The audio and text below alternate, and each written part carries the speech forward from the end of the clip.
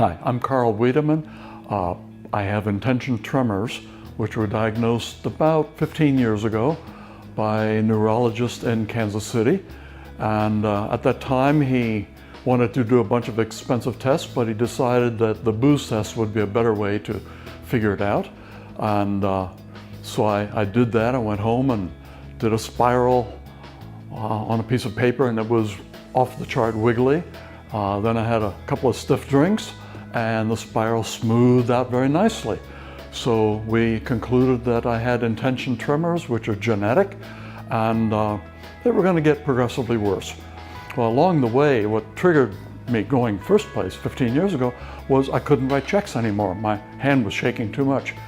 And it's gotten to a point now where I don't even try unless I've had a really stiff drink.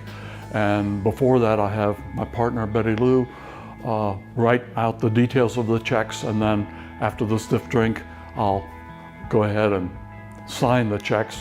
So I learned of this technology called Exablate a couple of years ago from a friend who was monitoring Israeli technologies, and I said, I better take a look at this, because I like the non-invasive idea a whole lot more than somebody drilling a hole in my skull and putting a probe in until they find the right spot, and I shake like crazy and they zap that. I don't like holes being drilled in my head. Since '95, when I rediscovered that I could swim competitively, I've bit by bit come up the ranks in national and world standings, to the point that in 2008, I was fortunate enough to go to Perth, Australia for the World Championships.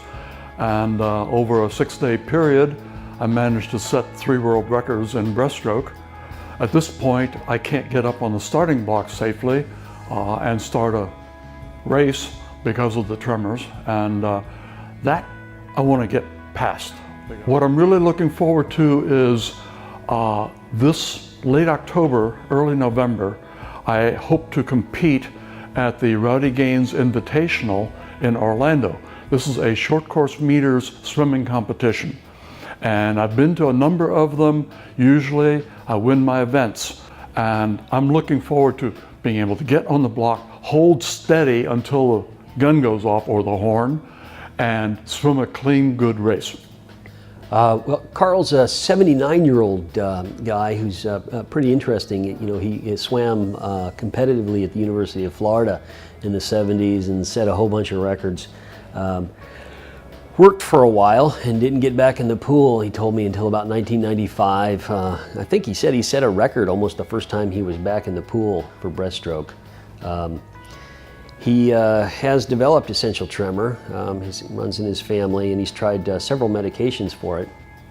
He was having a little bit of trouble on the blocks, steadying himself, and is really kind of a competitive guy and wanted a little bit of edge.